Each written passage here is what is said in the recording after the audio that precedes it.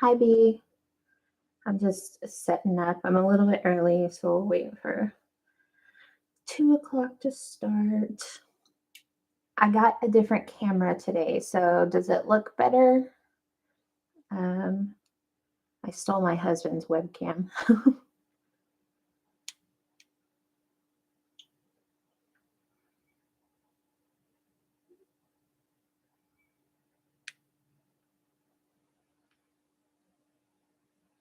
Awesome.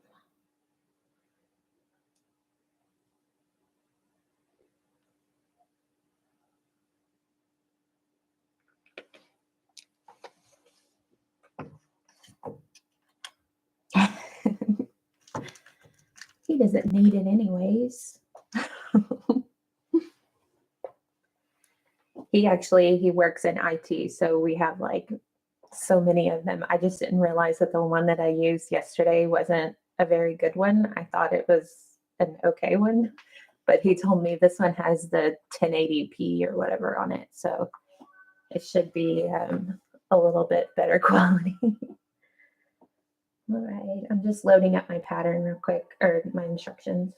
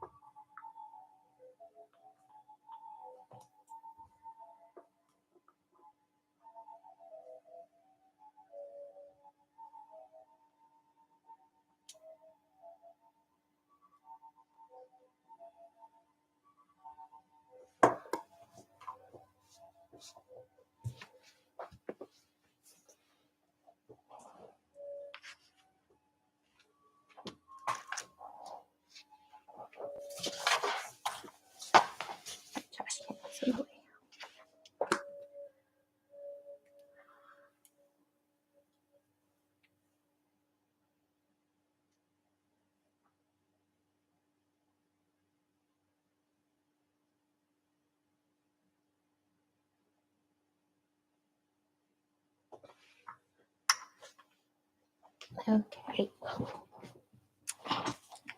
Come on, chair.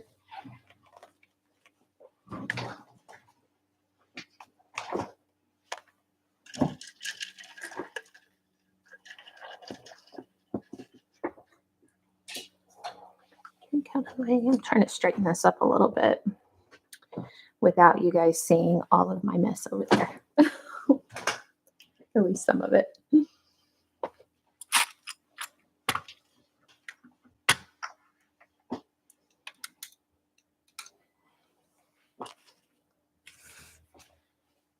Okay. All right, so for today's, we're going to need the back panel, which is, ignore that. I didn't write it down. What piece is the back?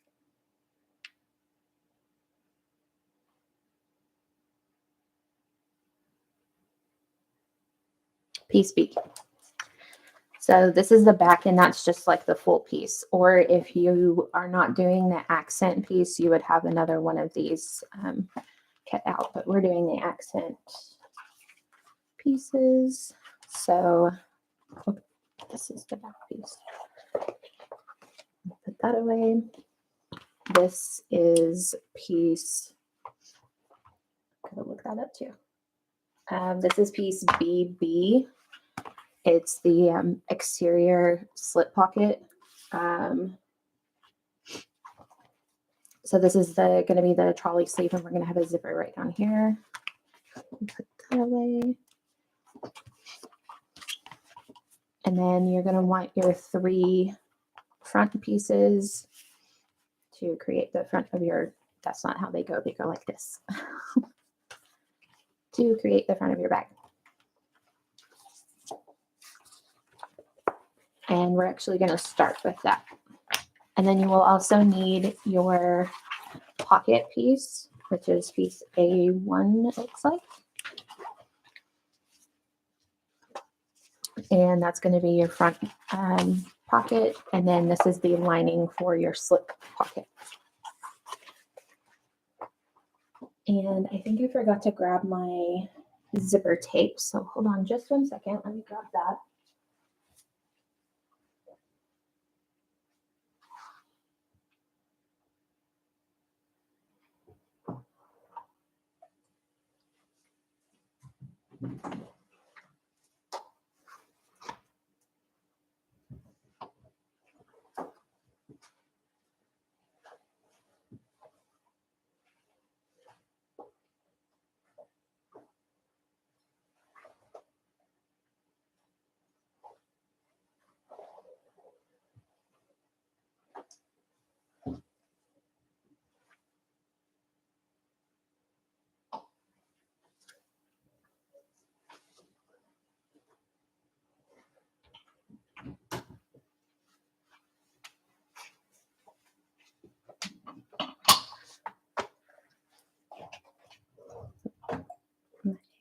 Sorry about that. Go on a little bit of a roller coaster ride. For this one, I'm actually not interfacing the vinyl at all. I'm using some waterproof canvas for my lining, and I don't really think it needs both. So if you were using just a cotton, I would probably at least do a Decaville light on your vinyl. Or if you just want a really, really structured bag.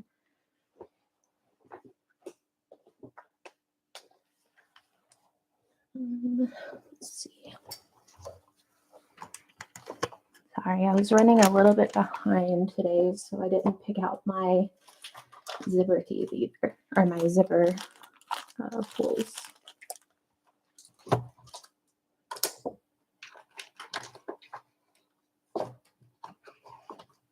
Come on.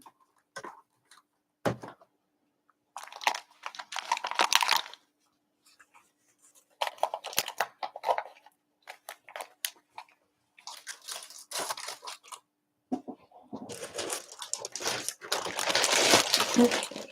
Sorry if that's loud. And so you're going to need a couple zipper pulls, and you're also going to need your magnets for today. So we can do the slip pocket magnet. on there. And then some, just the other supply is some scrap pieces of Decaville Heavy or Decaville Light, either one, or even just some scraps of waterproof canvas, something that you can use to back if you're using this type of magnet. With the prongs, you need something to really stiffen it up. Okay.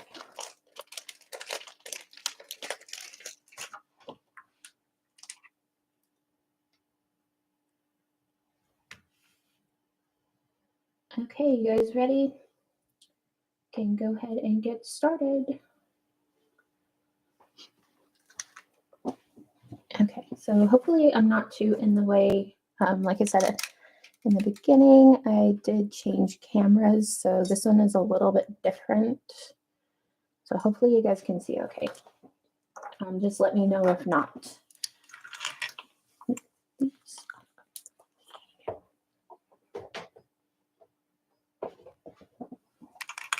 We don't need those today, but we will need those. All right, so the first thing you want to do is take your piece. Why did I not label any of these? Okay, this is piece A, and these side pieces are side accents AA. So you want to take these three pieces, and the rounded edge is your top. So set that up top, and then you can see this edge is kind of rounded as well, and that is going to go on each side. So just want to, you could clip these together, but I'm not going to.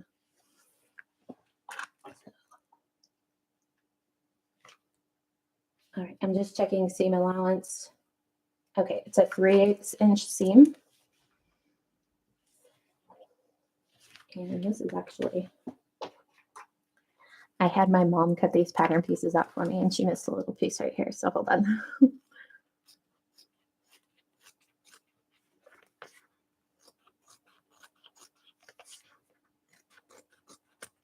There we go. I just had to get that out of there. Hey everyone, welcome in. Okay, so if you'll notice, when you do pieces like this, sometimes they don't line up perfectly, and that's kind of by design. This part.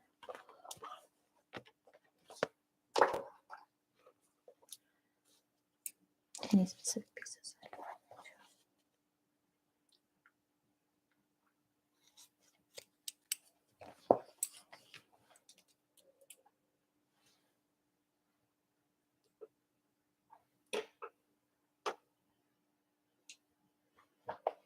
You do a medium weight interfacing for thinner vinyl, definitely, and the side panels. Yeah, okay. Okay.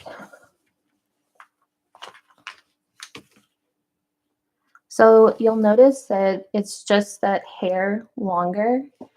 And what I like to do is actually draw on, come on.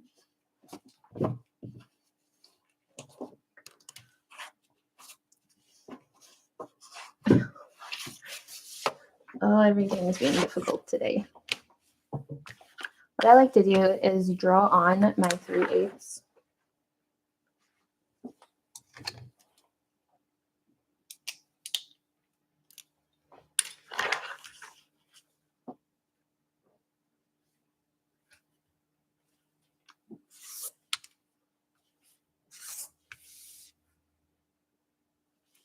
So, and then whenever you match this up here, you can kind of see like where it's going to end. So you want this edge right here to come flush against here, and then put your 3/8 right there. And when you do that, it lines up perfectly. So that's a little tip. I don't remember who I saw say that or what pattern it's from.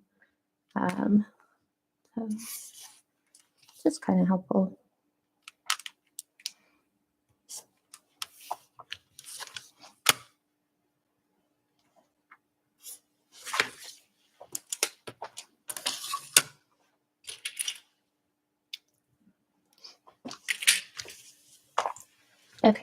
Now I'm going to sew these on with that 3/8 inch seam. And like I said, you can definitely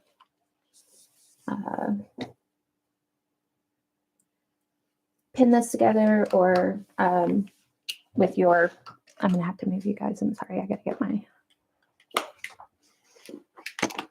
screwdriver. I forgot to change my presser foot yesterday. Okay.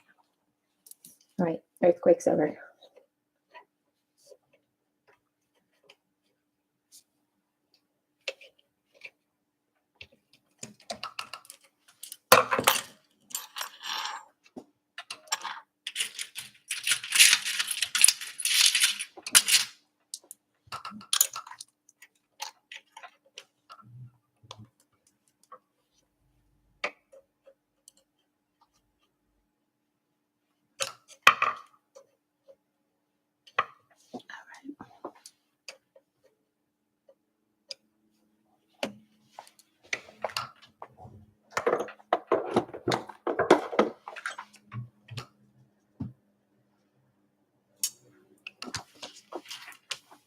Okay, let me make sure I got the right pieces together again.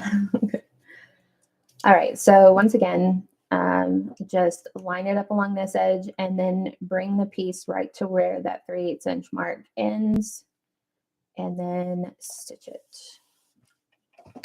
And for the construction stitches, I usually do about a 3.5 on my machine.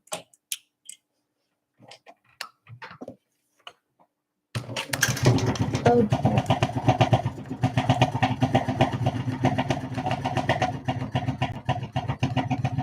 well, that's not good.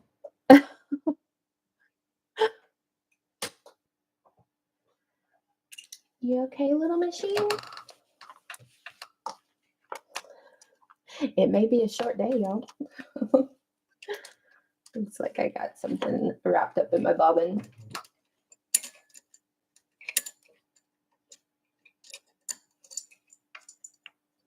There we go. Yeah, the top thread got stuck. There we go.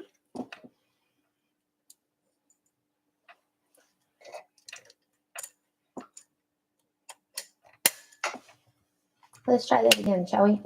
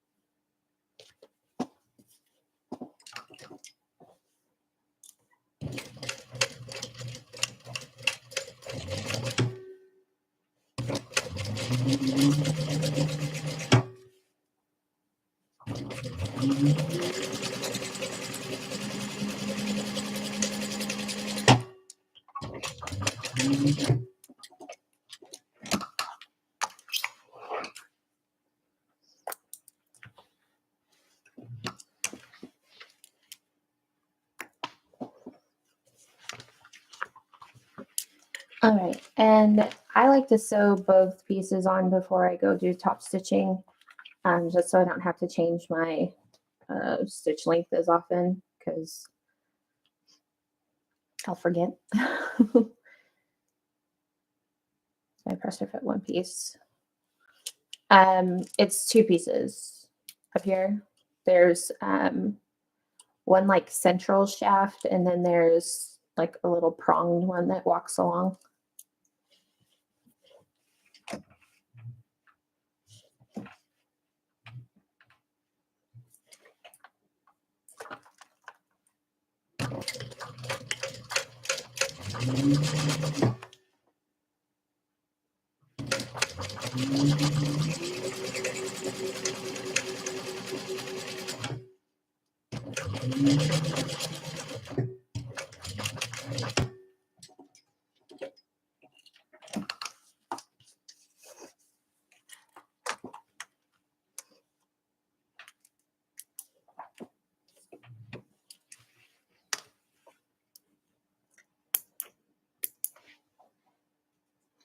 Sorry if I'm a little bit quieter today, guys. I've had a bit of a headache all day, so kind of not feeling the best.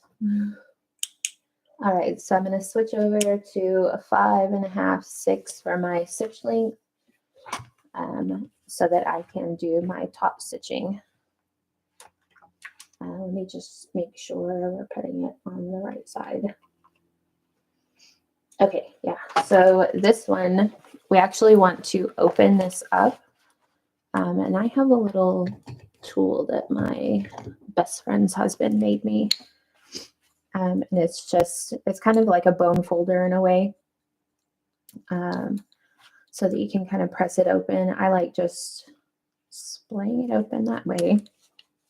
And then just kind of rubbing it along the seams.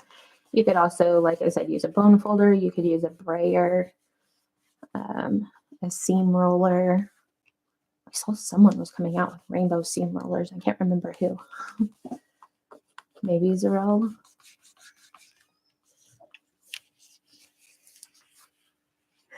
If you hear laughing, my mom is watching TikTok videos with her headphones on. She's cracking up over something.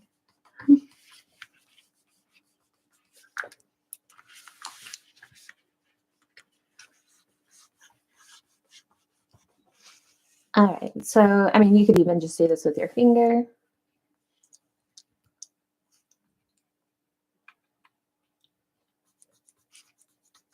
Oh, yeah, that would be really pretty to have some piping there. That would really pop.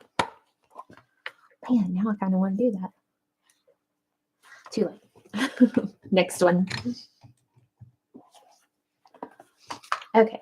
So now what we're going to do is we want to keep this flattened out because we're going to actually top stitch both sides. So we're going to keep this one nice and flat.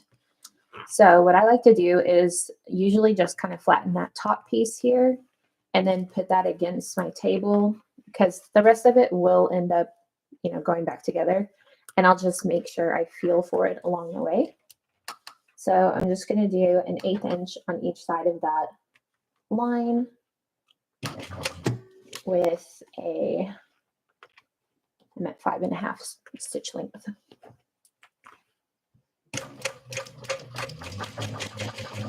And I can feel through the vinyl to make sure it's still flattened out. So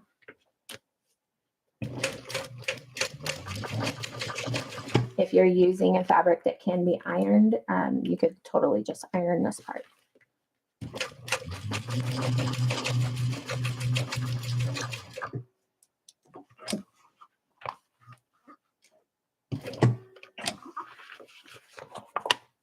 All right, so whenever you turn and go back up, you lift your piece back up to make sure it flattens out because mine was actually twisted right there. So it's a good thing I checked.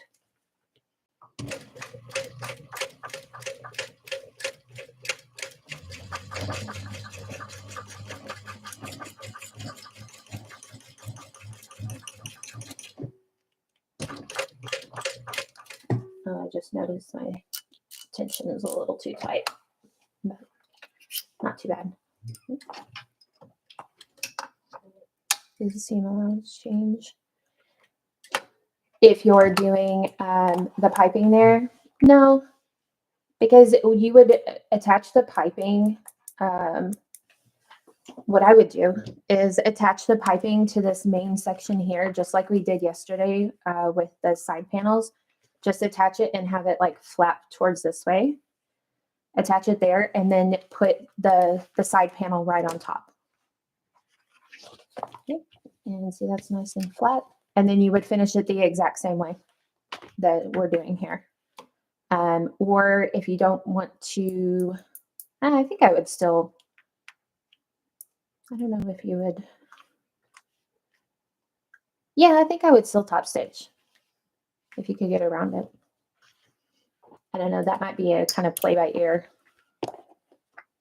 All right, let me repeat that on this side.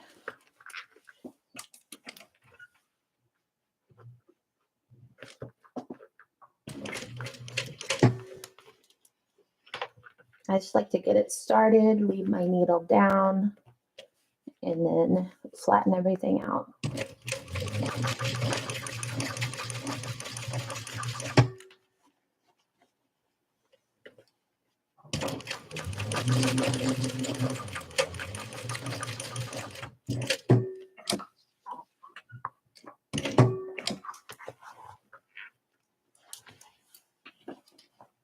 Just keep checking.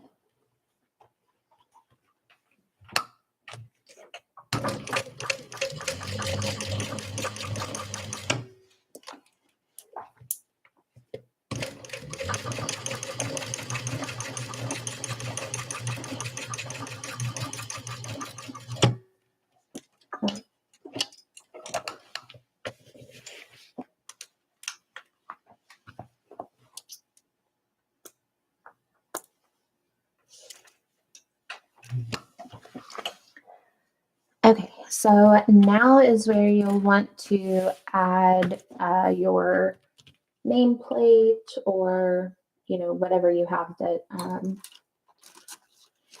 you want to use for your name. And I have mine right here, but it's under like 5 things. All right, so I am just going to use one of my tags from Heartwood and Hide, and this is cork, so I'm going to have to stitch it on. If you're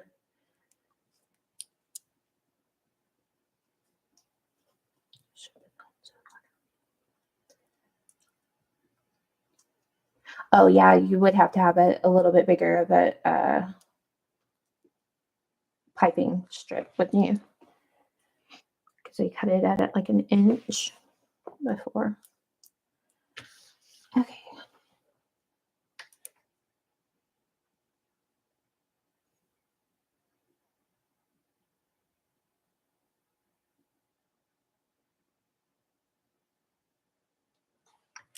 Okay, so for the tag, I'm going to put it about 5 inches up. And just kind of center it between these two. And then put it at 4 inches. Maybe I might go a little bit lower. 4 3/4. I like that. I got it from Heartwood and Hide.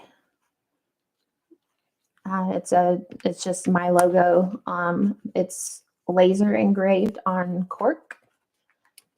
There are other places too. I've actually gotten some done from another company on Etsy. Just was an old man in his garage who did it.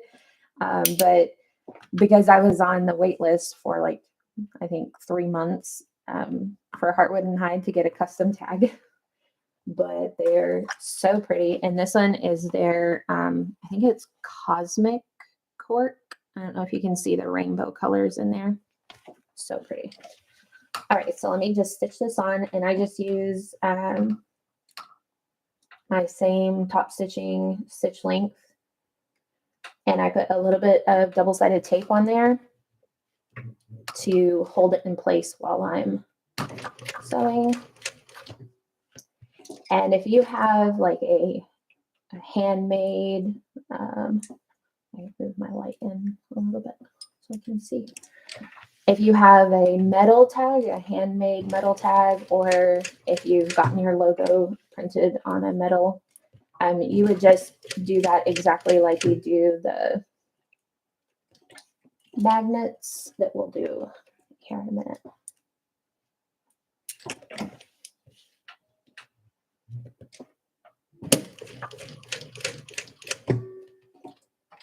Okay. Oh, did you see that?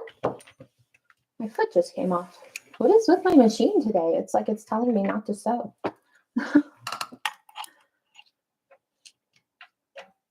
That was crazy.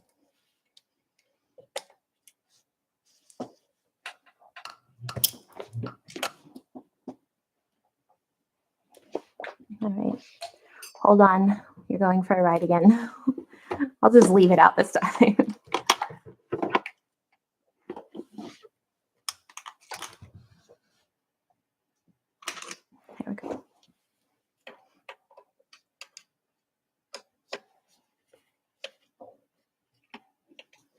All right, no falling off again. What the heck?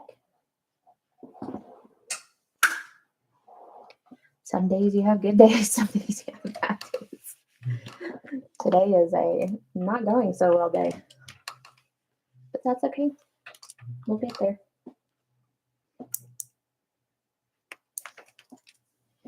Okay, so I left my strings nice and long for this step, and I'm going to pull them over to the back. That way I don't have any back stitching or any knots on the front. And my logo stays on nice. All right, so I've got my 4 strings, my start and stops pulled through to the back. And now I am just going to tie them in a knot.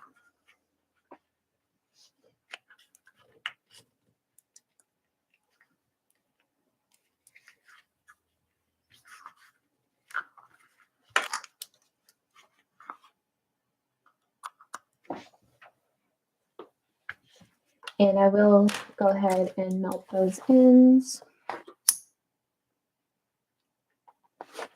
Okay, there we go. It's probably crooked. Usually is whenever I do it, but that's okay. It's part of my unique appeal to my bags.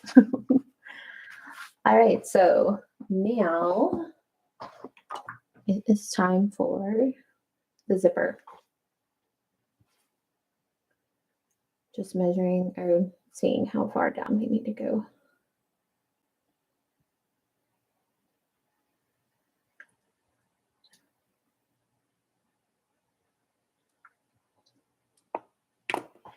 All right.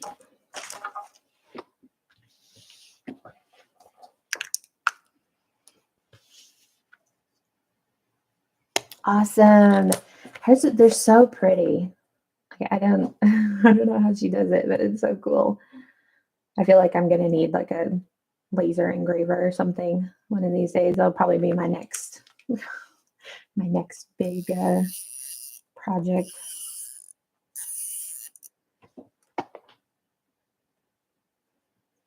I really like the cork tags or the faux leather tags. You can get them customized all over Etsy, but I really like them because you don't have to have the special hardware or anything. I think they look pretty cute, and they can come in all different sizes. I feel like that line is very crooked. Is it just me, or is that line crooked? All right, I'm going to mark center. Maybe that will help.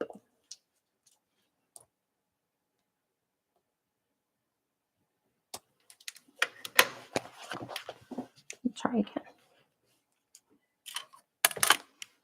But yeah, I definitely recommend Heartwood and Hide.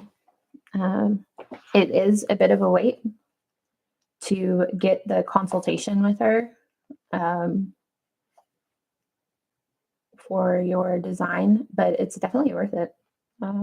She does really nice work, and she has some like really cool new ones that are like painted and stuff.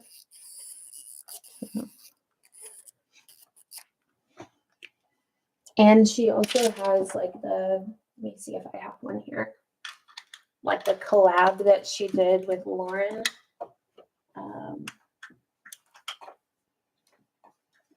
Where they say like, it's just a pack of them that say cut and sewn by hand. Can you see that? So, let me turn this other light on. It seems a little dark. Is that any better?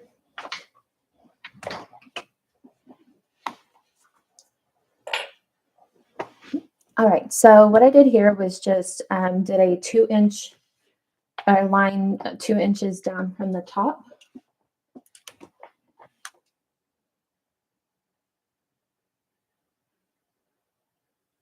And then we're going to put this here.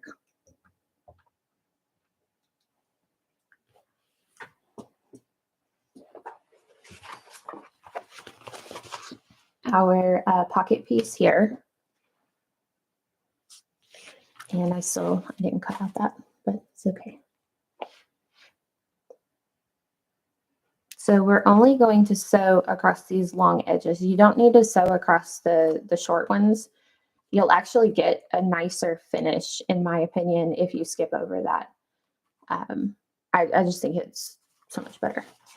Okay, so we're gonna line this up.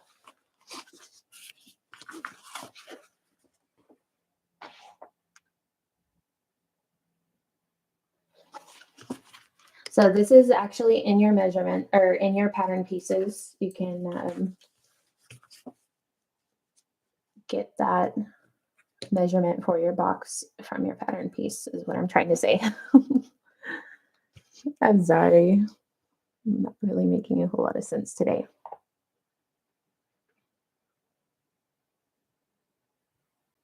I just want to make sure that I'm telling you guys right.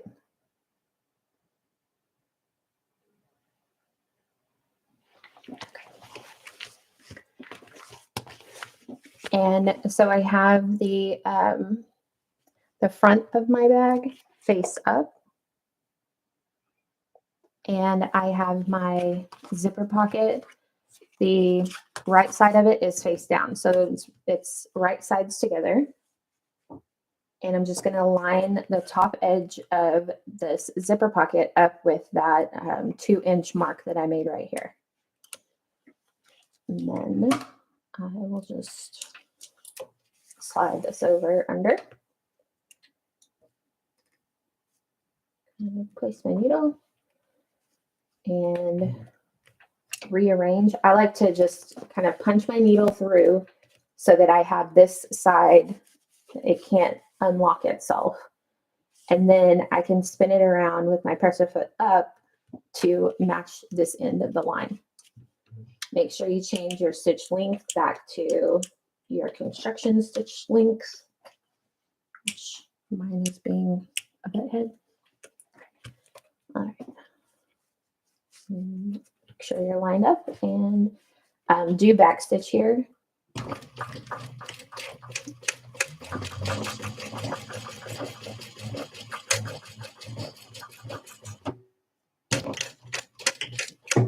And again, just skip right over that long part. I mean, the short part. And I like to punch my needle down and then spin my work around.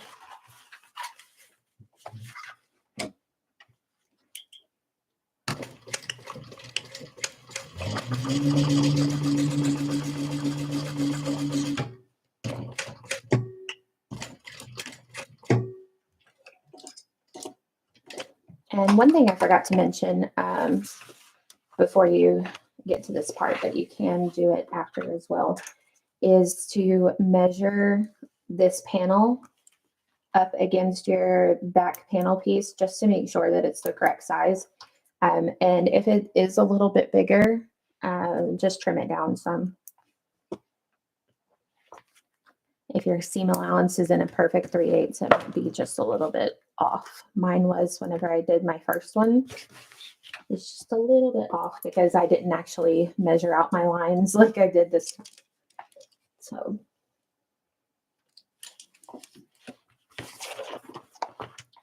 all right, so now that we have this, you can draw a line if you want. I'll go ahead and do it just to demonstrate, but I kind of come in about like 1.5 inches or so. I don't measure. You can just draw a center line here. And then come in from your corners.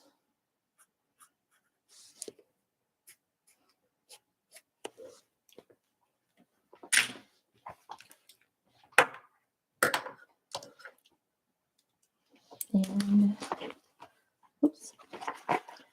I just fold it. It's probably best to use a seam ripper here to get started, but I just fold it in half and make a nip right in the center.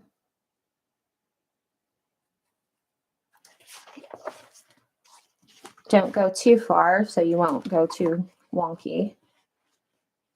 And then just snip to that triangle and then snip right up to, but do not snip your threads.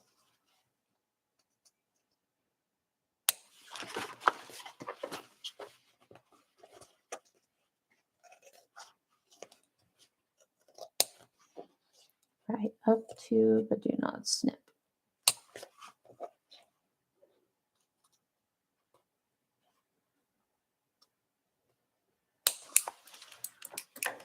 Okay, now this part can be a little bit tricky if you're using waterproof canvas, just because it doesn't really like to go nicely into place.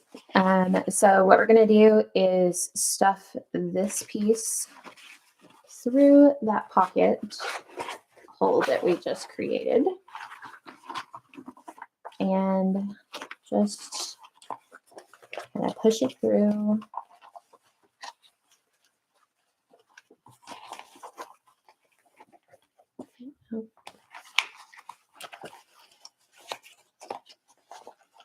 Come on.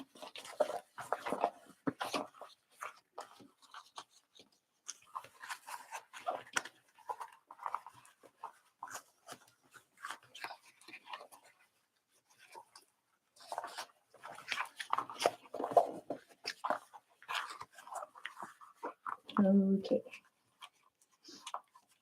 And you can use like that same kind of tool like I used before, this guy, and just kind of flatten your seams a little bit. You can use a seam roller or bone folder like it same as before. Or if you have material that can be ironed, you can always take this to the iron. I like to just kind of finger press, and then I actually put double-sided tape usually. If you guys were here yesterday, you know that I love my double-sided tape.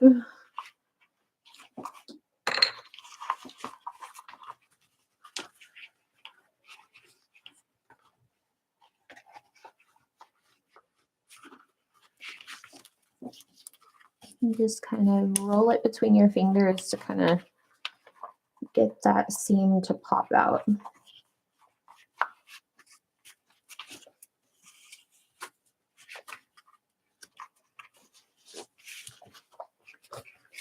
Now, when you flip it back over, you can see we have a beautiful little zipper box.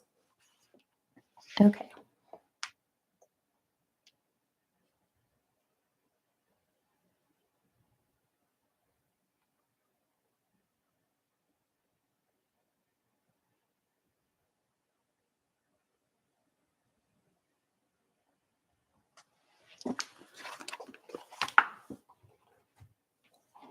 All right, so I'm going to grab my double-sided tape just because I really think it's so much easier when you do it with the double-sided tape.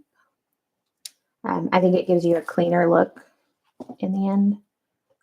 So I will put it right there. And I do like to use this 1/2 inch for this purpose because it'll actually extend a little further than my seam here, and it will hold my seam down, or my seam allowance down, and also it'll kind of tack that down as well.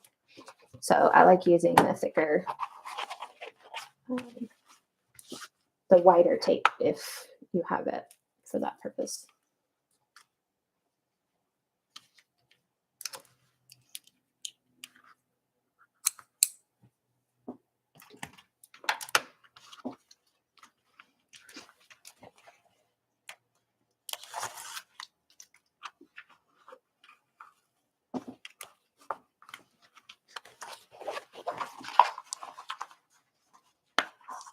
My finger was stuck to it. This Hyperstick tape is no joke, y'all.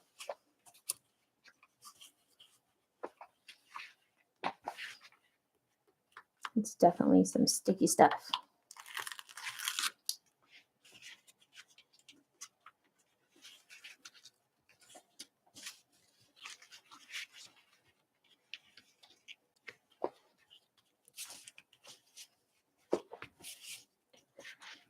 All right, so there, you can see it gave me a much neater, tighter finish with that held in place until we can stitch it down with our zipper. which is coming now. All right, so I'm actually using this tape here. Oh, that's pretty.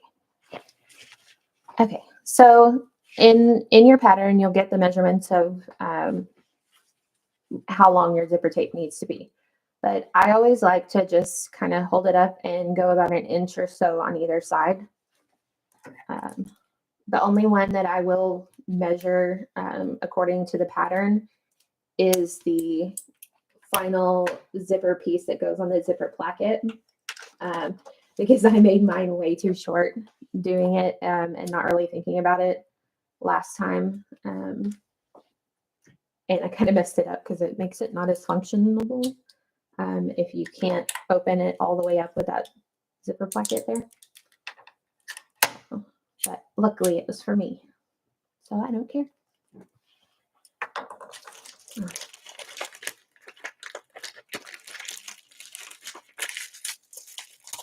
And put your zipper pull on. I don't know how many times I've finished something and then realized I didn't have my zipper pull. All right, so I don't have a fancy tool or anything to install my zipper pulls. I just split a tiny little bit, and I always start with or try to start with the right side here. And I put it on a few teeth, and then I hold that in my right hand and then kind of like pivot to put this side in. And once they're both in there, then I kind of hold just the zipper pull part, and you can see it's going a little crooked. So I kind of pull up just a little bit and angle it towards the side that's sticking up more, and then pull down. And sometimes you go too far and then you've got it mismatched on that side.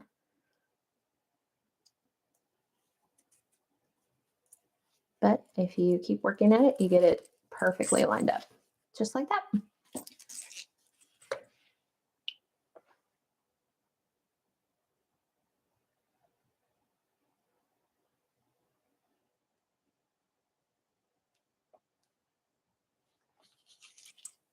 Okay, now I'm going to use a thinner double-sided tape. Actually, I'd like to use I'm going to use my 1/8 inch double-sided tape for the zipper. And I'm going to kind of set it here so that I know just about how much I need. There's no point in doing it all the way to the edges. You'll just waste your tape. So I just kind of go a little bit past just to make sure I've got enough room to work with. Yeah.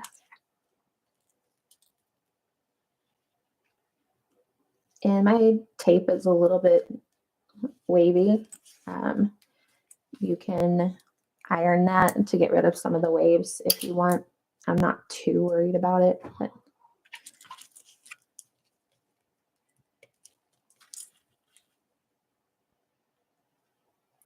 come on, little guy.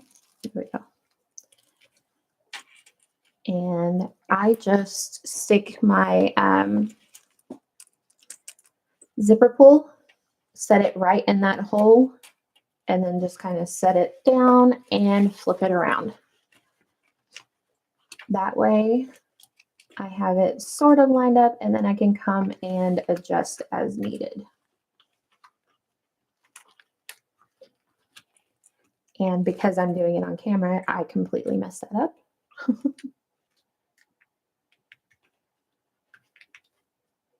And I just do one side first, or the top usually is the side I do first. And then flip it over and pull the bottom tape off.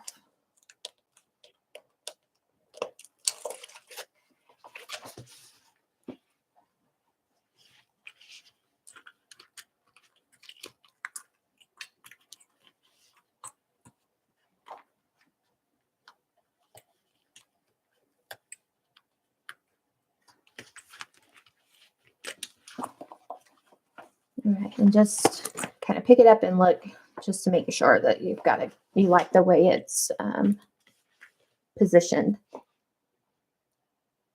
Okay, so now what we're going to do, let me put this away. Now we just need to sew over that box.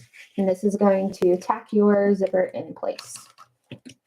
So we're just going to top stitch, and I am actually going to start in just a little bit just because I never really know where I'm going to end up here. So I would rather kind of start in the a little bit more in. Change your stitch length to whatever you use to top stitch. And I do not back stitch here. I'm going to do the same thing I did with the tag. I'm going to pull it through to the back side.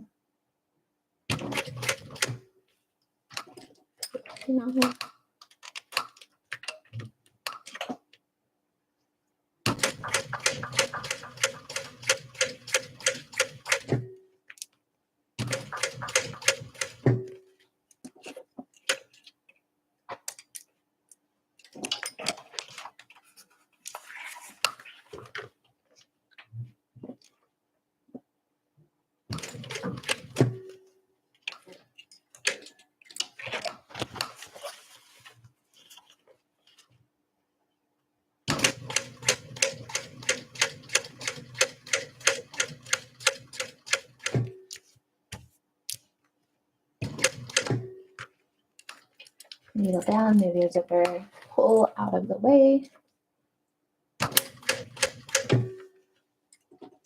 When I get to the ends, I generally like to hand crank just so I don't like zoom past it, because this machine goes so fast that sometimes I'm afraid I'm gonna go crazy.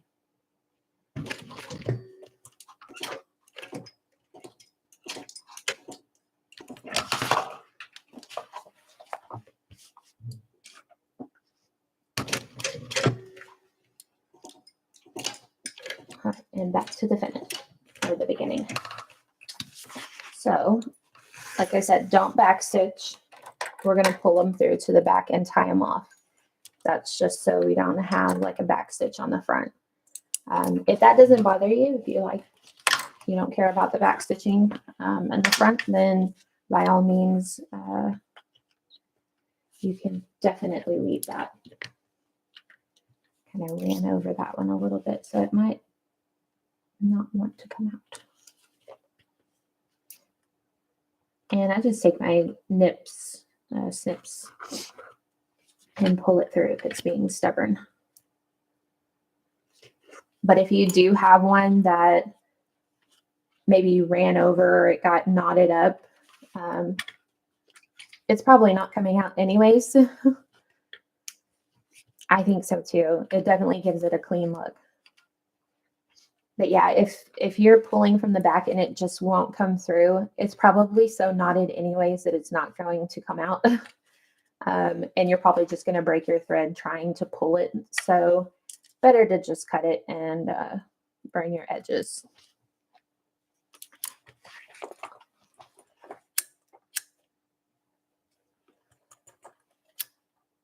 And I like to flatten my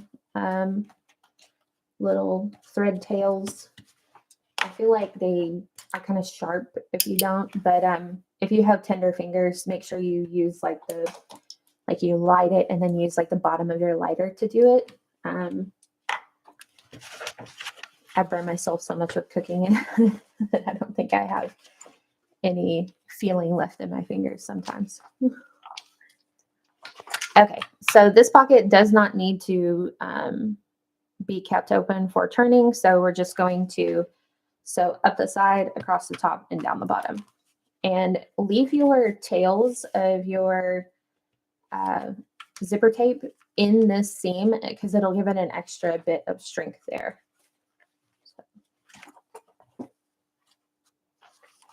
And make sure you switch back to your construction length stitches. Hopefully that isn't annoying for me to keep saying that to you guys, but it's also like a help for me so that I don't forget.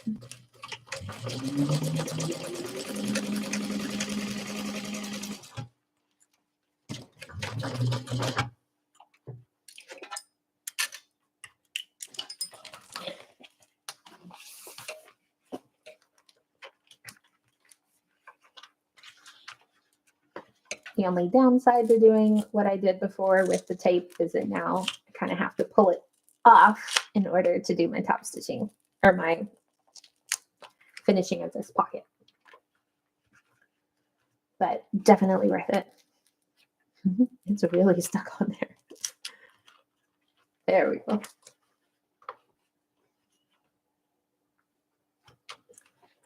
So I'm just lining that up. And this is an inside pocket, guys. You don't, like, if it doesn't line up perfectly, no one is going to ever see it but you. So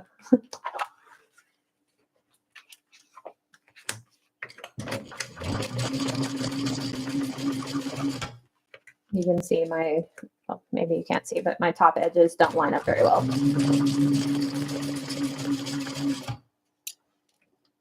But I'm not going to worry about it.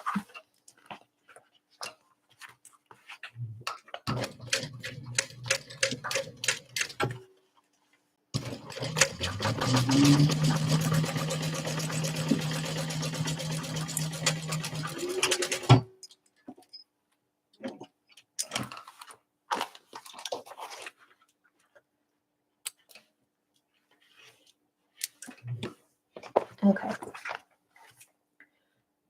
Cut this off. So now we have a fully constructed pocket, and you can trim off these now. I still keep them a little bit longer, like maybe, what is that, ½ inch past the seam.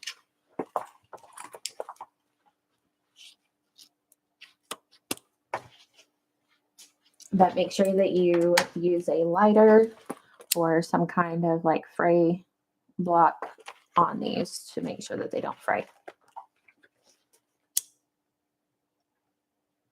I like doing it this way because I feel like it's more secure. You have 2 sets of stitches that it would have to bust through before it could start raveling. So, all right, so this is the front panel. You can see we have our little pocket in there that is fully closed up. And I chose for my zipper to go to the left here. You can choose to put it whichever way you want. So I'm actually going to, no, we can do the, do you guys want to see all 4 of the strap connectors?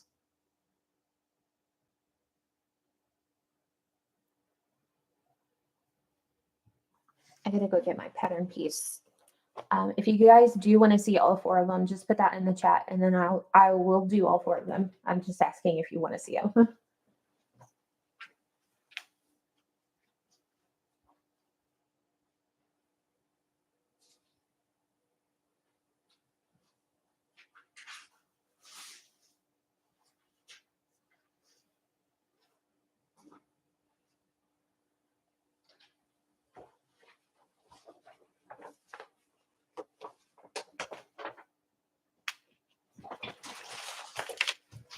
You're good with 2? Okay. If that's the case, then I'll move on from the front one because I have to do them on the back to be able to finish. So this is, okay.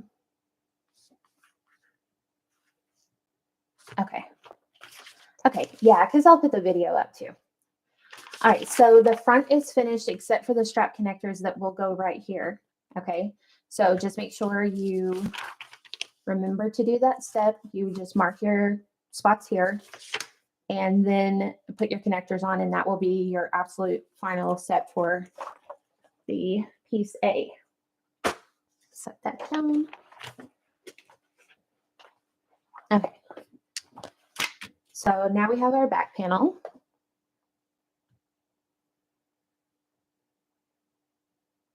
So this is piece B, exterior B. We're going to do the connectors.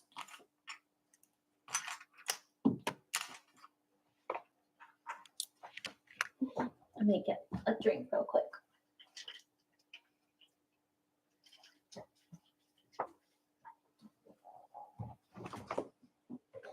Okay. When you're doing your connectors, you'll also want some kind of like a piece of waterproof canvas. This is just left over from some binding, which is probably what I'll use. It does have double-sided tape on it, but that's fine. It'll help it stick down. And that's going to give you your anchor. This will not be seen. It doesn't matter what color it is. It doesn't matter, you know, none of that matters. So you're just going to want to have a little bit extra of this. On my first one, I actually just used some pre-made bias tape. This will totally work too. You just want something that will give you some extra stability, and it takes a lot of the pressure off of the sewn area with your connectors. So when you're doing your straps and everything, it will get sewn to this strip on the back side, and it just makes it more stable, I guess is the word I'm looking for. All right. Strap connectors like this are not one of my most favorite things to do. They're not necessarily hard, but they can be finicky, in my opinion. And I think I also do them a little bit different than most people do, which may be why I don't like them. So I forgot to cut this out.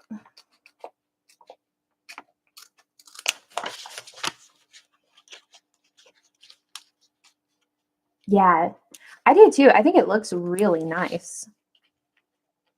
I'm just not very good at it.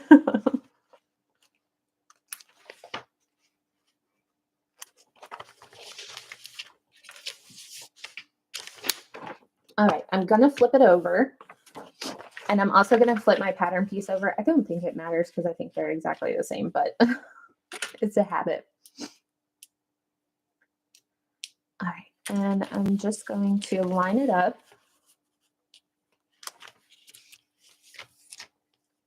And transfer those markings.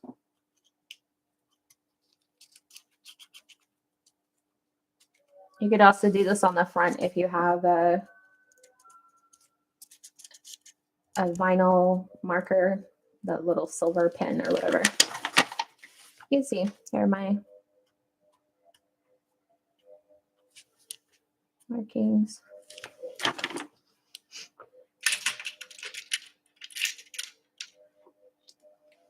Because the back of you guys' vinyl look like this all the time. Like you'll get halfway through drawing out a pattern and realize that you messed up with spacing and you have to go back and fix it.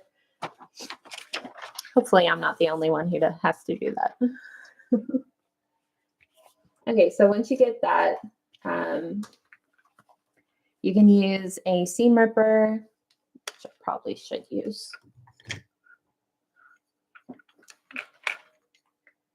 To just kind of poke a hole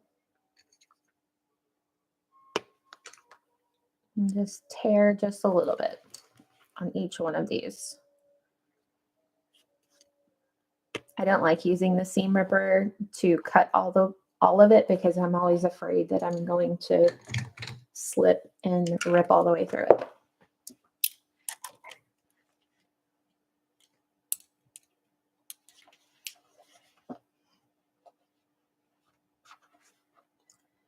So cut right to that line. It's really better to undercut than it is to overcut, in my opinion, with these little tabs.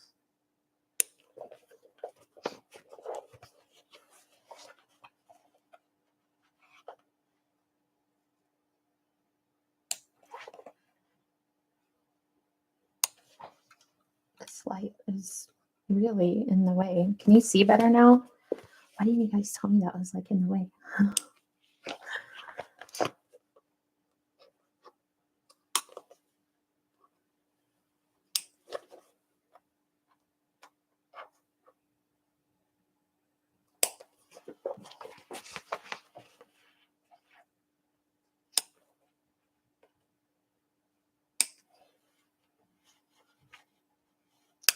All right, And if you have a machine and you want to, a cutting machine that can handle this large of a piece, you could use it to cut those pieces out, but I don't think you really need to.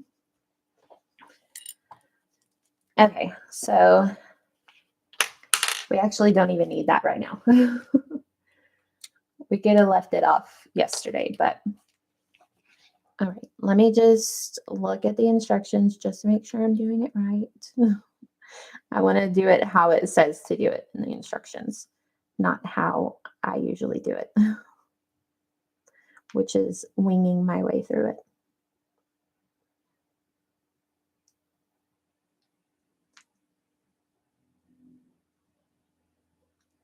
Okay, slide it into the strap connector slit.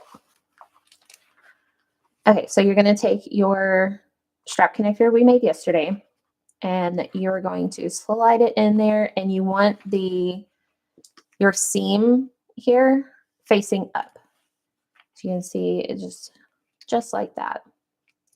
And you want to slide it in about a third of the way. So about that much. And you actually want it pointing down. Like that. Is that right?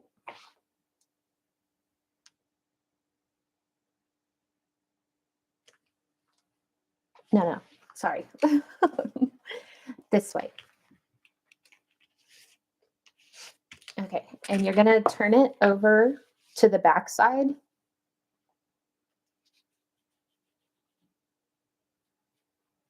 And you're going to sew across this little flap that's right here. So this is one of the little flaps that we just cut, and you're just going to sew straight across here. One of the most important things, though, when you're doing this style of connector is you do not want to go past these cut marks. So stay on the actual connector piece. Don't go past it because it'll create weird stuff. Okay, so I like to just start a little bit on the inside and make sure you're on your connecting stitch length.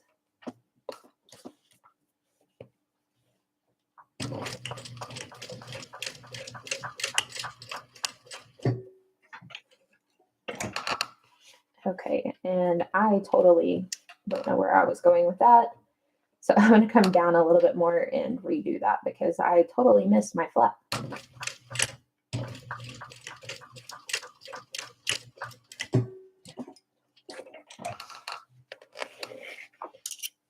You generally don't want to put that many stitches so close together in a piece of vinyl, but it is what it is there. All right, so you can see whenever you turn it back over, you can see the stitches that you created right there. But you can see that you can still open this flap here. And that's important because what you need to do now is take your square ring, and I like to take the seam and put that in the inside so it's not showing. So seam up, put it through the bottom there, and then you're going to take this piece here and stick it back through that little hole.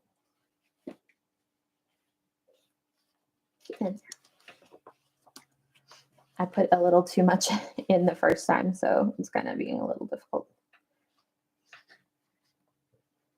Get in there, good grief. Okay, so you're going to kind of pull it through, and you want to just leave that much. Oh, that just looks so nice, doesn't it? All right. So here's kind of, I think, where I differ a little bit from the instructions, because I usually just sew straight across here with it flat with both of them together. Like I usually just sew like that. And I think the instructions say to do it a little different. Hold on just one second. Let me look.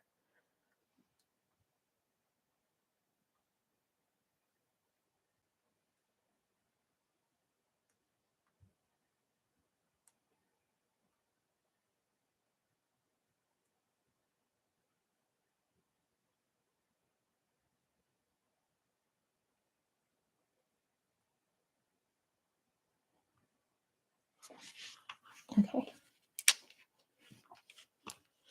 All right, so just, this is how I do it. I just make sure that that flap is sticking out here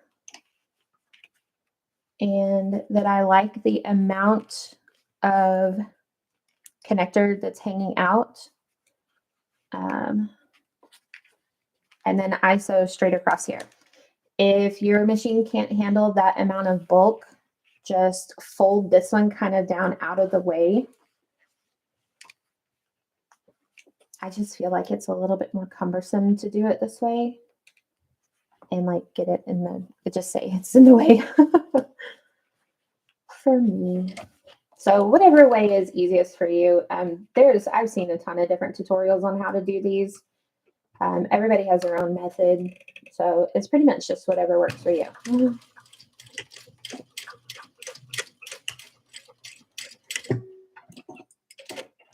All right.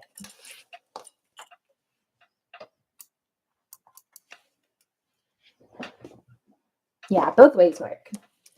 It's just whatever you like. Whatever your machine likes. And the only thing that happens sometimes whenever I do it my way is it might get a little bunchy here. But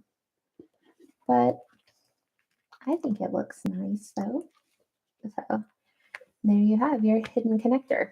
So now what I'm going to do is I'm going to go ahead and do the other side before I continue on with the anchor. To the side. So again, I'll just go through it a little bit quicker this time, but still hopefully showing you guys. So your seam up, that's very important because you're going to close it and you want that sticking out the correct way. I'm going to put a little bit less this time.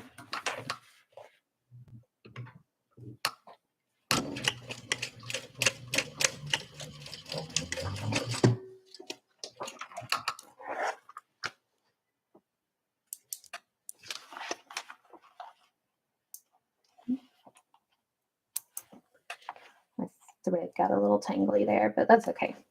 It's going to go on the inside. One of the things that's one of the hardest things to get used to whenever I switched to an industrial is having to hold the threads in the back before you start every time. Otherwise it likes to suck in the top thread ends.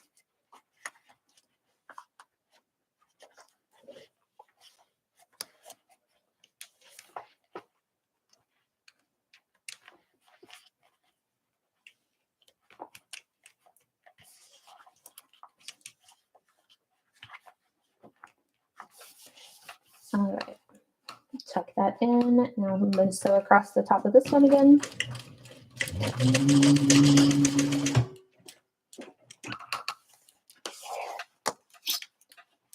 All right, not too bad.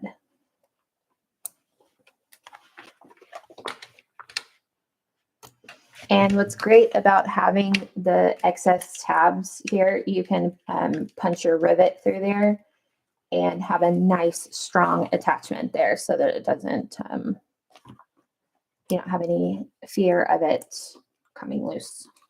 So.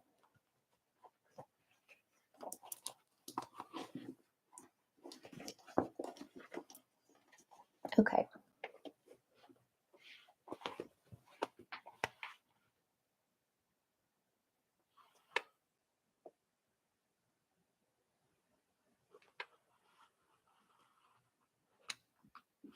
All right, so for the extender or anchor or whatever you want to call it, I think in the pattern it's called an extender. So you just want to make sure you have enough and put it there.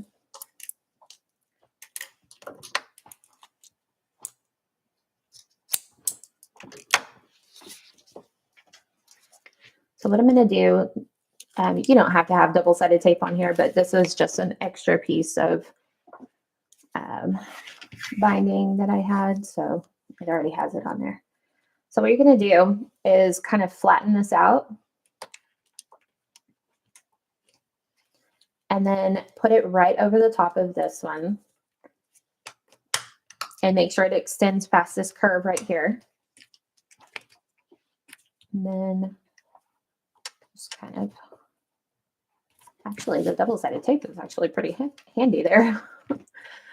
All right, so I'm going to stitch it across the top just to get it on.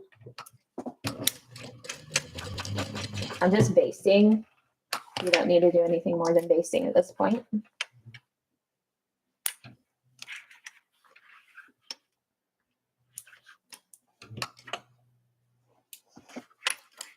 All right, let me get the other piece on here too.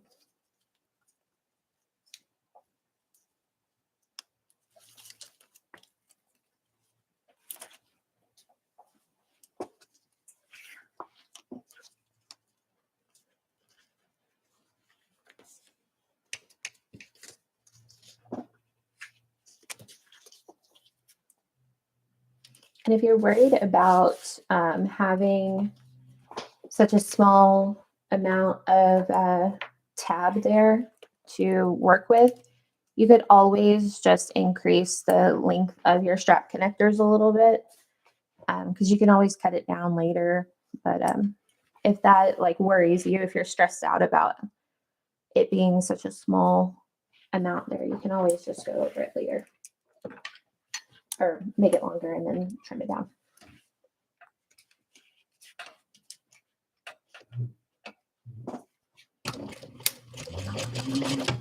All right.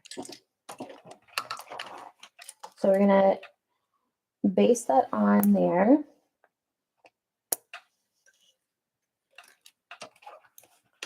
And I'm also going to baste it down on the bottom. And then we're going to flip it to the front. And we're going to put a little bit of stitches across the front. Just under. I'm just going to sew across the bottom. There we go.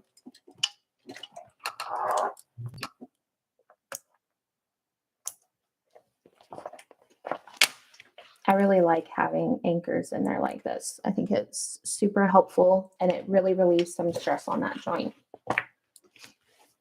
Okay. Now I'm going to make sure I'm on top stitch length. I'm going to fold this up and out of the way. And this would be easier if you have a zipper foot on, but I don't want to change mine. So I am just going to do it with this one. All right, I don't know if you guys can see very well, but I'm just butting the edge of my presser foot right up against there. And this is going to anchor that tab as well as the waterproof canvas that we put on there for the anchor.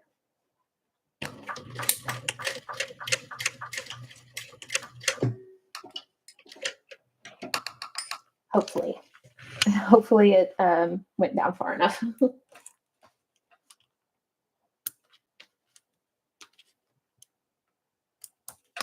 And you could also do the same where you pull it through to the back if you don't want to back stitch there. Probably would look a little bit neater, but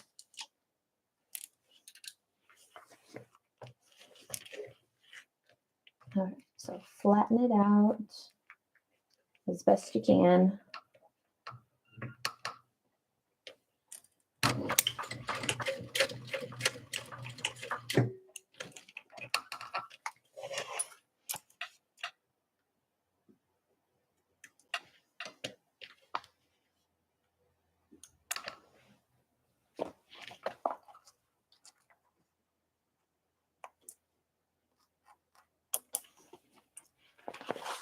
All right.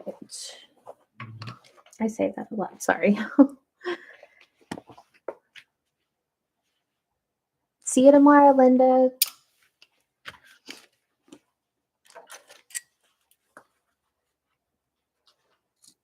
I'm gonna trim off the top.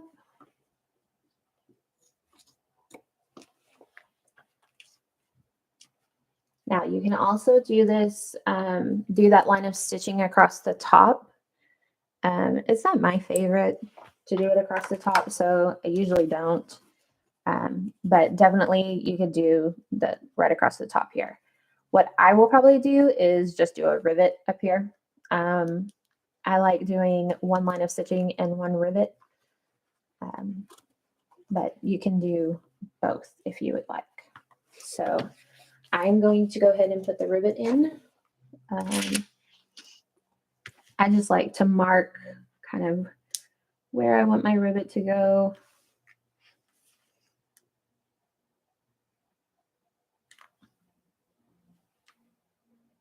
Okay.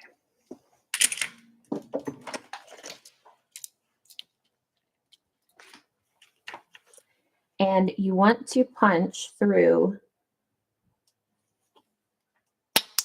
the piece of your tab or your strap connector, as well as the, oops, my little handle keeps sliding off. I need to like retape it or something.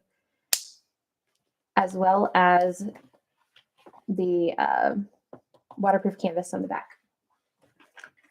It's important to get through all of that because you really want the strength that comes from having those all three connected. And I'm just going to take a couple rivets.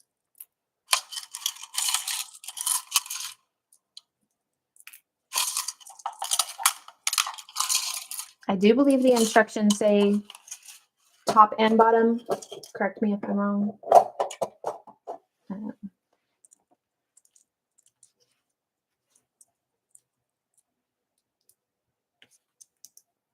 This is where long nails kind of get in the way.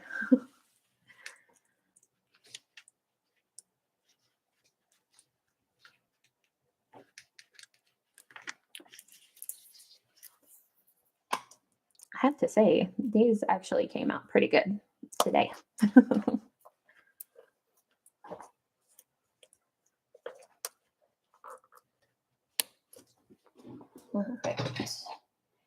And I just have one of these big old presses. I got mine on Etsy from a place in China, I believe. But it's been a really good one, so I can't complain.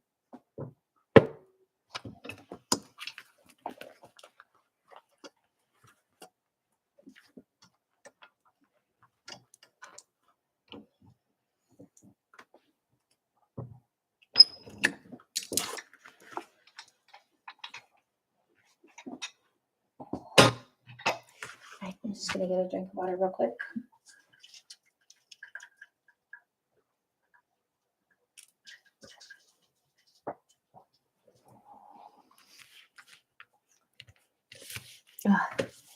Well, that's because it's an awesome pattern you created. I love this pattern so much. Okay, so you can see I have my rivets through the tabs here, and I have it stitched across here. I think it looks amazing. So again, you would just do the exact same thing that I did here on the front panel. But you guys said that you wanted to just go ahead and skip the front panel, so that's what we're doing. Okay, so the next thing we need to do, she's actually I think it's the last step for today. We are going to build our convertible slip pocket. So you'll have an exterior,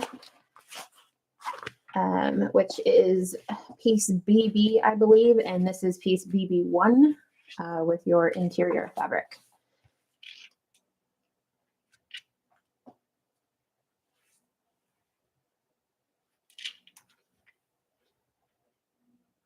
Yes, definitely.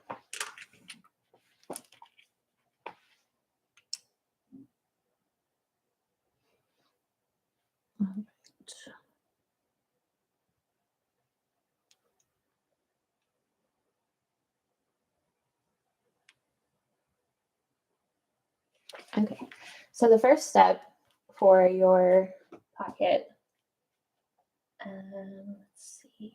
I'm going to put a tag, I think. And this actually matches this vinyl really well. So I think I'm going to do this. So I'll show you guys how I like to put on a tag. And this is going to be, I'm going to put it so that it's inside the sleeve and kind of tacked down. So it won't be visible from the outside, but I still like a little tag in there. So you're going to put them right sides together. And you want to, you see how it's kind of tapered towards the top. So the short edge is the top. So we're just going to, I am going to throw a couple of clips on there because this blue vinyl is very slippy. So a couple of clips just to hold it in.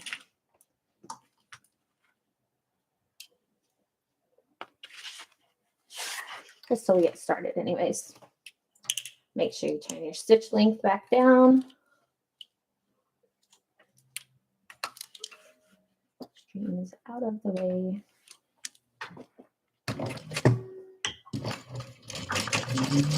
Okay, so what I'm going to do is I like to just go until about right here because I like my tag to kind of sit off center. I don't want it to be perfectly in the middle because then it probably wouldn't be perfect. So I'm just going to stitch this real quick.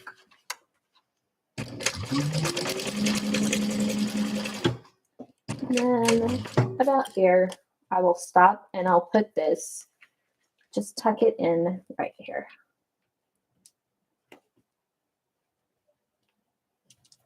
And I'm going to sew just right over it. Oops.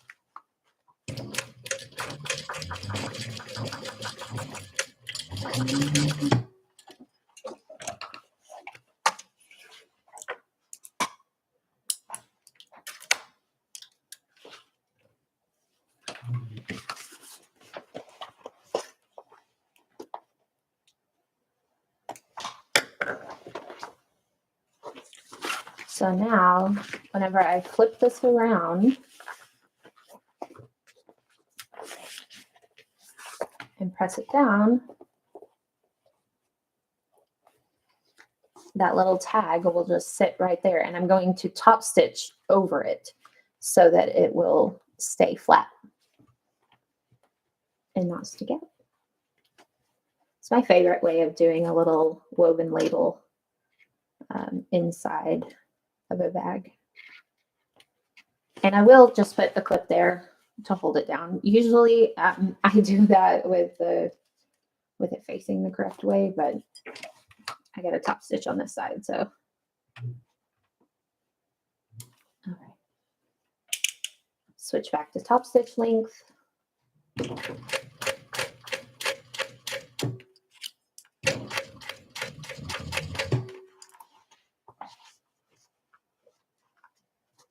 And just roll it between your fingers to kind of help get that up.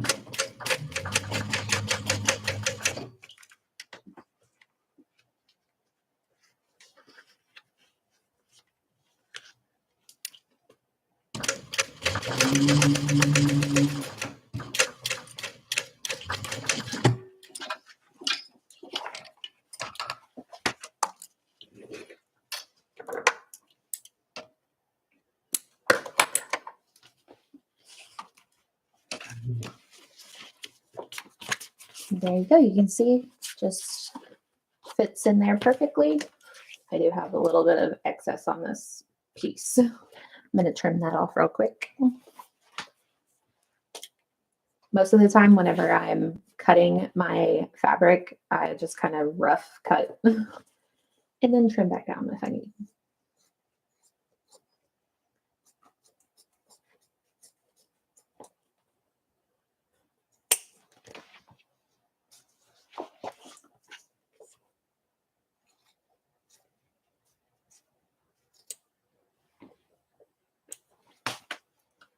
All right.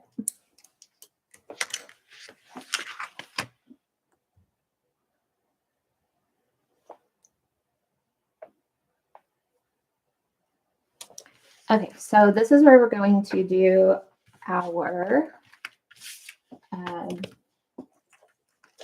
not zipper pull, what's it called? Magnet.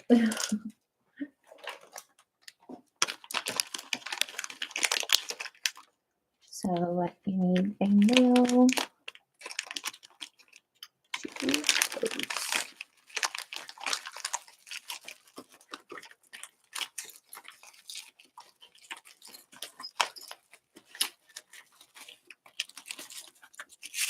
This is my first time trying hardware from Waylax or Woax or whatever it's called. I ordered some, they have really good prices on Decaville Light if you're in the States. I think I got like a 10-yard bolt of it, an entire bolt for like $50. Come on, there you go. But their hardware is really nice too. The quality of it seems pretty good.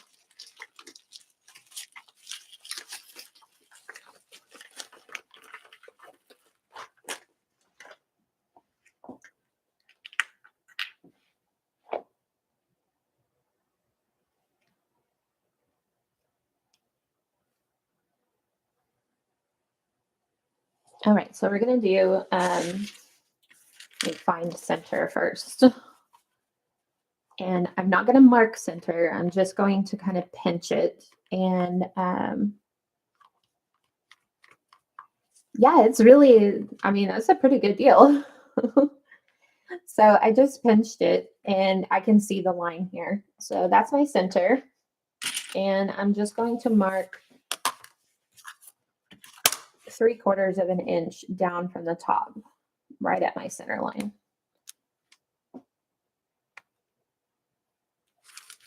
All right, oops, falling in the floor.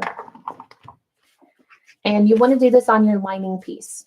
You don't want it on your cutting through to your outside piece. You want it on your lining piece. So take your little washer, and this is exactly how you would do your metal nameplate. If you have a metal nameplate, you would do it exactly like you're doing this here. This is also how you do purse feet. So any of those good hardwares, that's how you do it. All right, so I just marked my lines here, and I'm going to lift that up out of the way so that there is no chance that I cut through it. And I'm just going to stab it.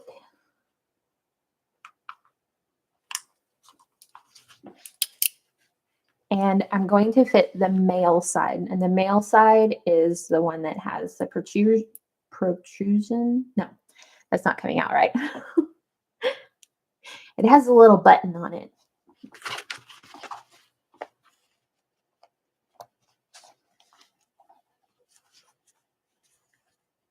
And just push it through those holes. I may not have cut it deep enough.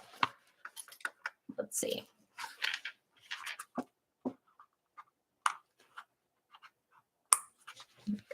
Hopefully that will make it fit up.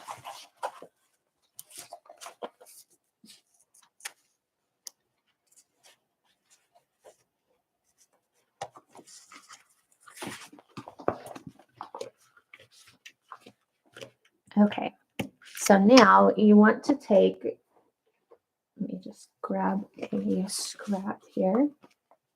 This is why I keep all my scraps, because it's perfect for using whenever you need to attach a pronged item like this. And I'm just going to poke a couple holes. I don't usually measure this part. I just kind of snip and snip.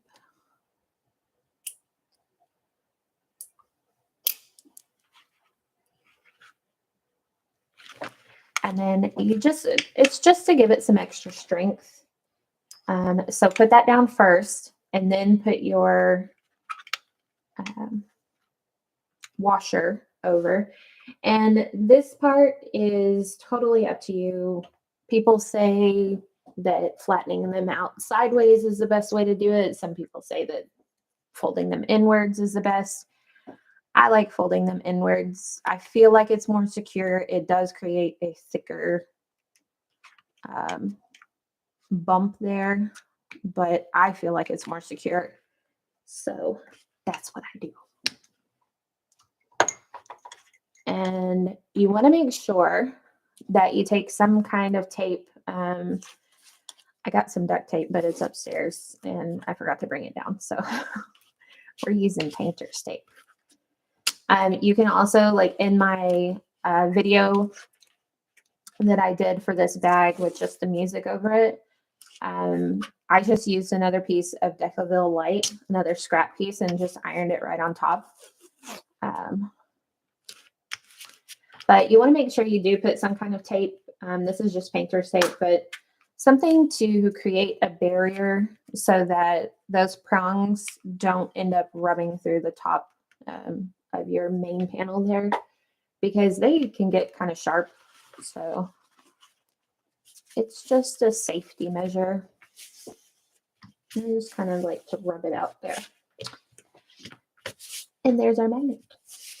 So for the bottom piece now, we can put our zipper together. So, and again, I didn't measure it. I'm just gonna hold it up and pick out how much I need.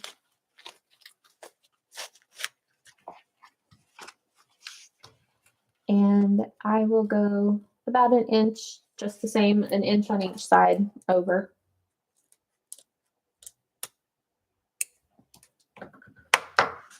If you guys need me to slow down, or sorry, I hit you, or explain anything more, just let me know. Just singeing the edges here. Make sure it doesn't unravel. I really should iron this.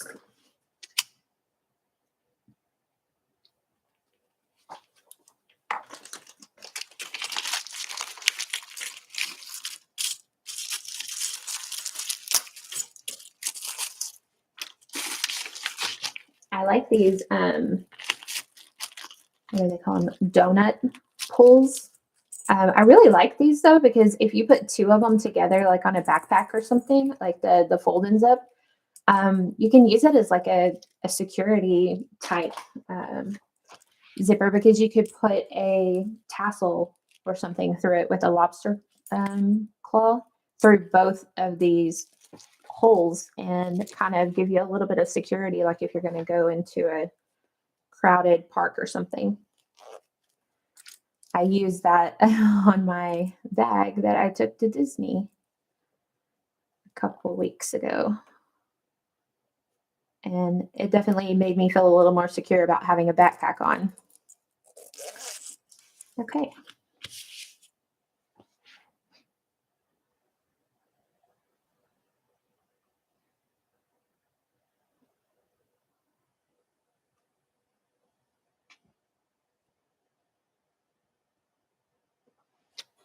All right, so now we're going to take two,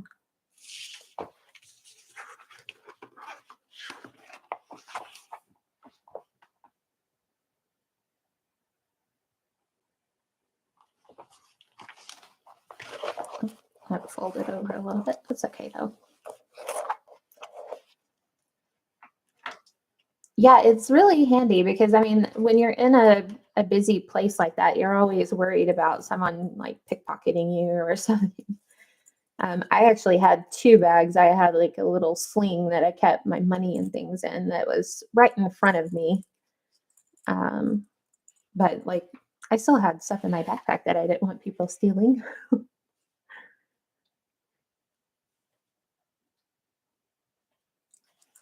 Okay, so we're gonna do this piece.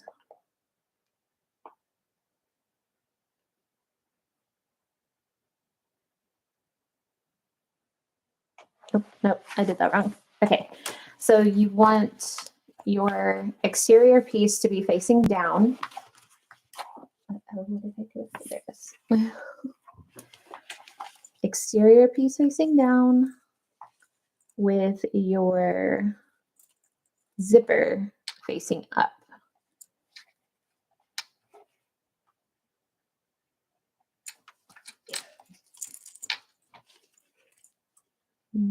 Which way do I want it to go?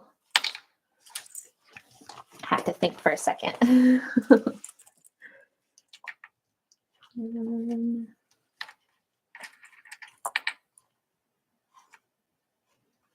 Yeah, I think I want it that way. Okay. All right, so I'm just going to center it on my zipper. I'm just leaving it that way to get it and kind of keep it out of the way. Oops. So just kind of center it on, and we have right sides together here. So, and I'm going to sew on the vinyl backing. So just line it up, make sure you have enough on this end. And this is another reason I like to leave so much extra, so I can just get that out of the way, because especially this one is kind of a chunky gnat in my face. Go away, gnat. This is a chunky pull, so it kind of gets in the way. All right, so we're just going to baste this one on because we're going to come and put the lining on this same side.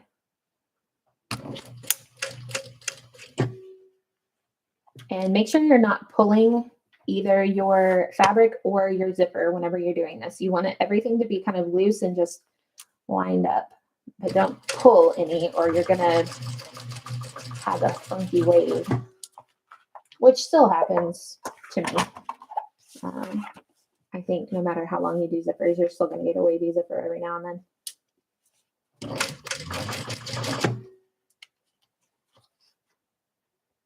And ironing your zipper will help that.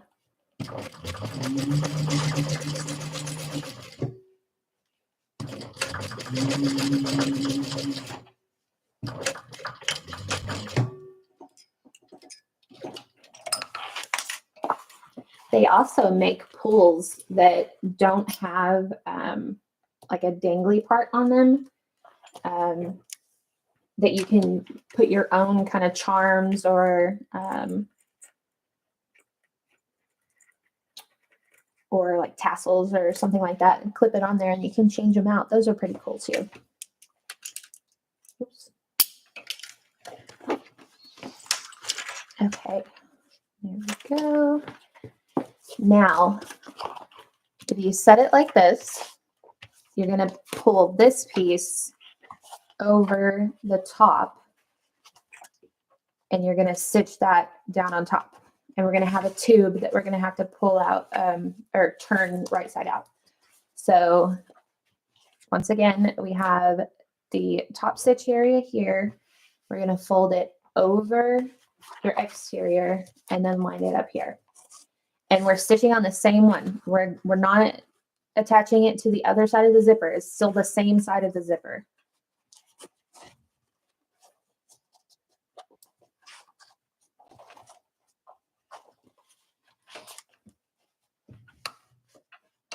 And this time I'm going to move in a little bit closer. And I'm going to do a smaller stitch. And you can get closer to your zipper than I can with this foot on, but I just, like I said yesterday, I don't like changing my foot all that often, so I usually just adjust the pattern, and because all it'll do is it'll make my piece a little bit longer because I'm not taking as big of a seam allowance.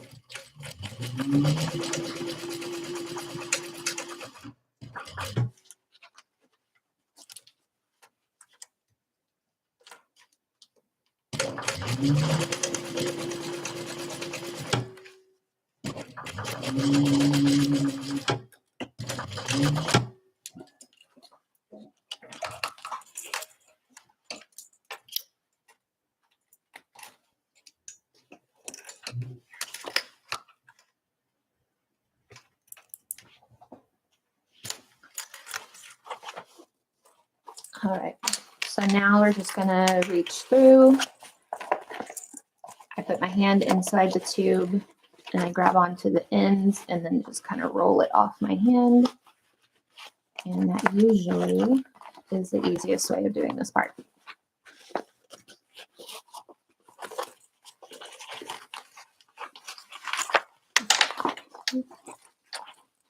And if you're worried about your zipper end falling off, just back stitch over that a few times and you'll be good. Okay, now we're just going to flatten that out.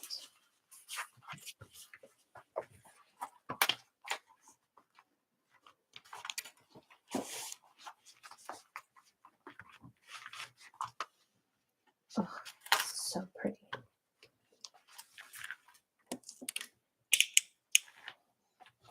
All right, now we're going to top stitch that.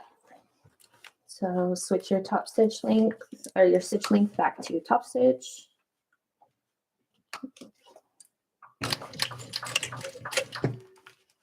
And I like to pull this way. Don't pull this way, but just this way. Just keep some tension there to kind of keep your zipper tape and your top separated. I think I'm going to run out of bobbin. Come on, little guy, make it.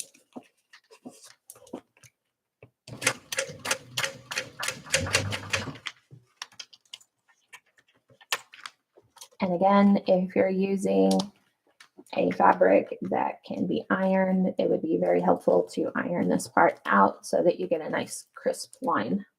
But if you're using vinyl, you can't do that. All right, we made it.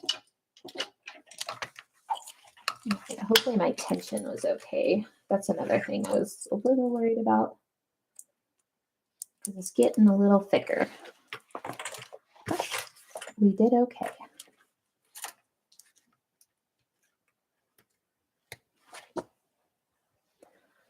All right, we're almost to the finish line of today. Okay, so I do it a little bit different than the directions. I believe the directions right now tell you to put your other magnet on. I found it easier to go ahead and baste across the bottom here just so it holds it in place. And it's a lot easier, in my opinion, to get the magnet in the right spot. So I am just going to baste across the bottom of my zipper here. And you just want the edge of your zipper tape to line up with the bottom of your bag here.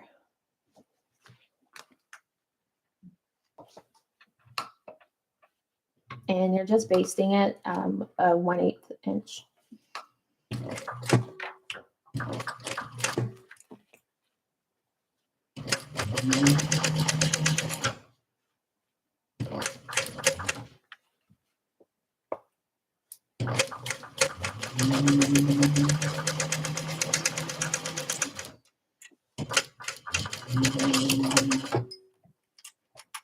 And while I'm here, back stitch a little. While I'm here, I'm going to pull my zipper pull back in. I'm going to rotate, and I'm just going to go over this zipper area here just to lock it in. And so I don't forget to do that later, because I will absolutely forget to pull my zipper pull back over and it'll be stuck on the outside. And I'll have to pull out Jack the Ripper and pull it up. Okay, so pretty much the same exact process for the female side of the magnet. And what I like to do is I actually just put it in where it goes. And let me see if I can get the camera right. Okay, so I have the prongs going on either side here. And then I just let it rest where it would rest normally if the bag were closed. And I just push down and kind of wiggle a little bit. And that gives me little indents where the prongs need to go. And it doesn't matter if they're a little crooked. It's the spacing and the direction that you need. So, and then I will just poke through again. Again, you could use a seam ripper. I usually use one of those kind of scalpel style seam rippers, but it's in another room currently.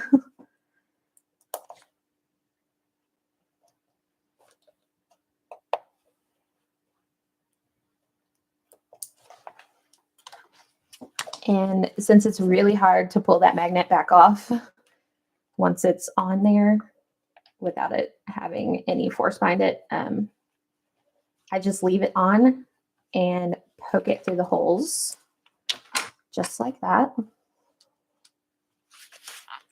And then again, take some more of your Decaville or any kind of interfacing, waterproof canvas, whatever will work. Just something to give it a little extra strength.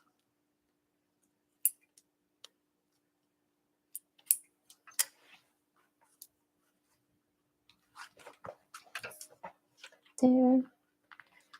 Put your washer on. Oh, it would help if I put the washer on the correct way. What to do with my little...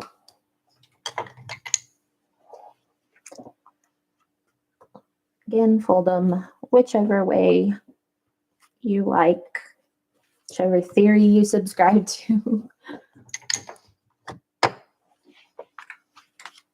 And again, put a little tape.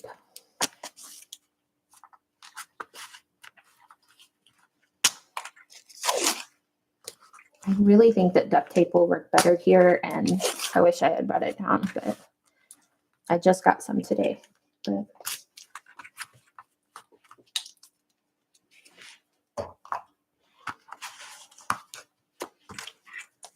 all right. So now our I was going to say our zipper. That's not a zipper, it's a magnet. But it's perfectly installed, and I'm going to close that back up. And I am just going to run along the edges here, and I'm actually a little crooked, but that's okay. Run along the edges and just base this down.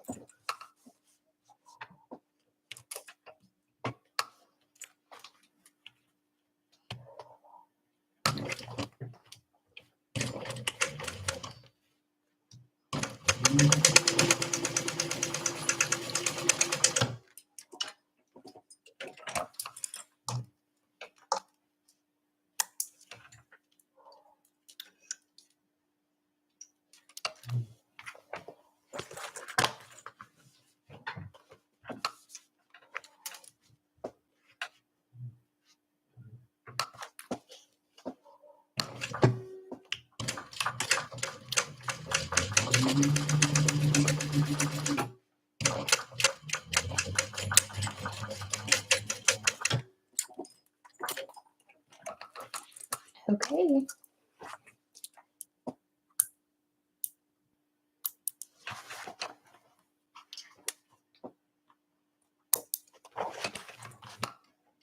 Now, if you were wanting to iron on some interfacing to this whole panel, now would be a good time to do that. You could put an entire piece of Decaville Light and just iron it onto here.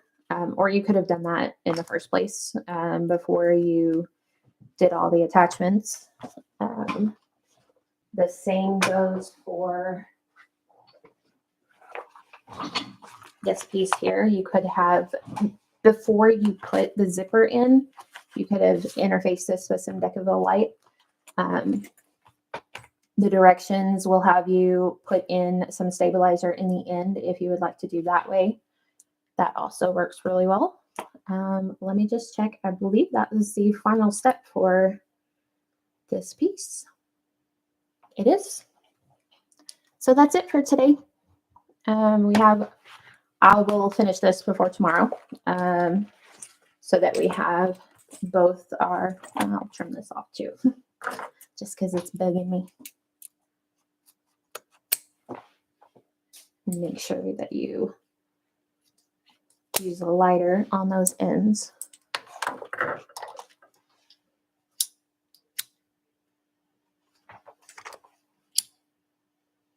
Okay, there. So make sure you put in your front ones exactly the same way you did these. If you want to do an extra set of rivets below, do that. All right. I just love this slip pocket. I think it's the coolest thing. Like, because so you can use it as a slip pocket for those who haven't actually seen the pattern completed. You can use it as a slip pocket, or if you want to throw it over the handle of your suitcase, you just unzip it and it becomes a sleeve. I think it's so cool. I just think that's the coolest thing. So, all right, guys. I will see you guys tomorrow. Make sure you post your progress pictures in the Sophisticated Facebook group. And if you have any questions, just let me know. All right. Bye, guys. You're very welcome.